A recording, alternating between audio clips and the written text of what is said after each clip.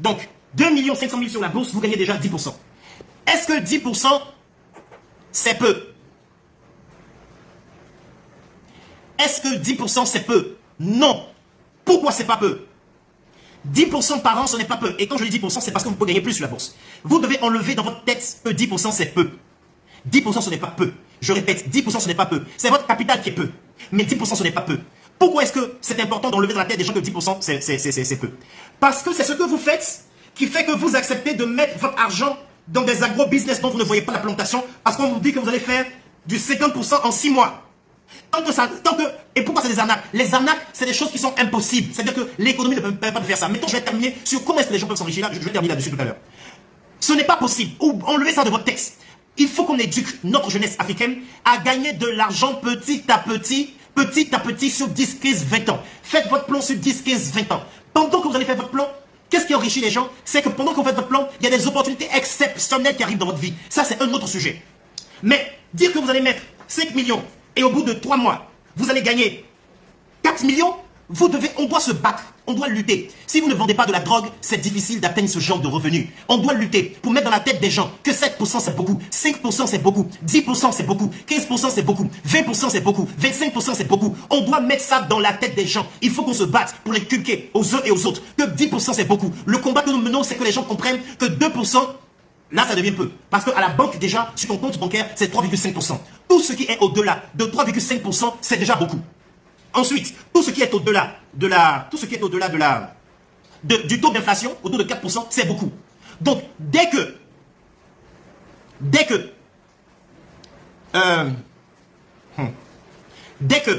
vous arrivez à battre l'inflation, l'inflation c'est quoi? L'inflation, pour comprendre l'inflation, c'est que chaque année, les prix de la nourriture, ça augmente. Le prix de l'essence augmente. Le prix du transport augmente. Chaque année, ça augmente. Donc, ça veut dire que ce que tu pourrais payer aujourd'hui avec 1 million, si tu gardes le million en l'état dans ta caisse, dans 1 an, tu ne pourras pas payer ça puisque les choses auront augmenté. Ça, moi, je vais payer ça à 1 million en 2023. En 2024, ça coûte 1 200 000.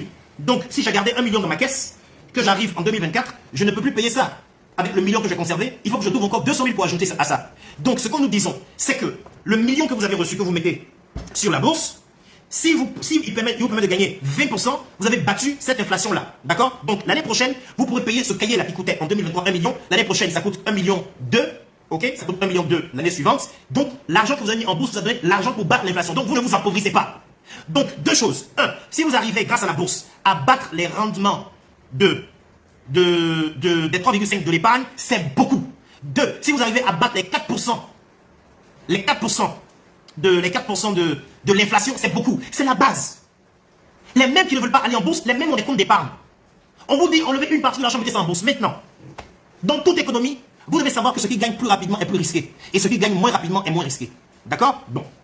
Si vous êtes trop pressé et que vous voulez faire agro-business, que vous voulez faire VTC, pour gagner plus d'argent, d'accord, ça c'est à vous.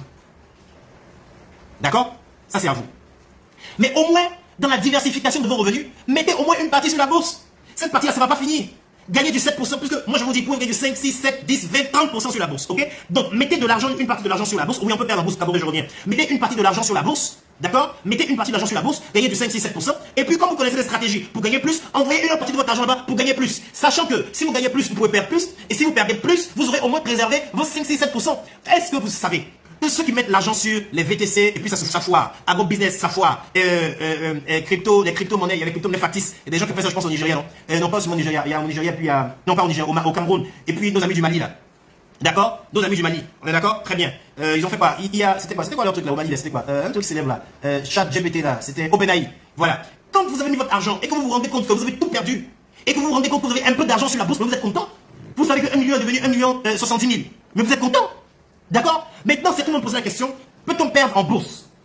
Bien sûr qu'on peut perdre en bourse, sur le marché de la bourse. Autant qu'on peut perdre sur le marché du travail parce qu'on peut vous renvoyer. Mais les gens, comment ils font pour ne pas être renvoyés? Il y a des stratégies pour ne pas être renvoyés. C'est quoi les stratégies? 1, il faut être correct dans ton travail, il faut atteindre les objectifs. Deuxièmement, devient indispensable. Troisièmement, augmente tes diplômes pour que même au cas où tu es renvoyé, si tout ça n'a pas marché, que tu es renvoyé, tu as eu des diplômes supplémentaires avec ton salaire qui te permettent aussi de te retrouver dans une autre société. Donc tu tombes, mais tu te repositionnes. La bourse, comment est-ce qu'on évite de perdre? La première des choses pour éviter de perdre sur la bourse, vous devez savoir si la bourse, si l'action que vous achetez, première des choses, si l'action que vous achetez est à son plus bas niveau. Si vous avez vu dans l'historique de l'action que l'action était déjà à 200 francs. Et que ça a duré sur 200 francs. Et aujourd'hui, c'est 500. C'est vrai que ça peut monter. Mais si c'est une action que vous avez vu qui était déjà à 200 francs, vous pouvez vous dire que 200 francs, ce n'est pas son plus bas niveau. Que c'est une action qui est habituée à descendre de temps en temps vers 200 francs. Donc moi, je n'achète pas ça à 500. Même si ça peut monter. Je ne veux pas ce risque-là. J'attends que ça descende vers 300. Au moins, si je perds, je vais perdre 100 francs. Ou alors, j'attends que ça descende à 215 francs. Donc, j'attends. Donc, première des choses pour limiter les risques, c'est que si vous arrivez à acheter une action qui est à son plus bas niveau et qui, historiquement, est à son plus bas niveau, la possibilité que ça monte est 90% de fois plus forte que la possibilité que ça descende.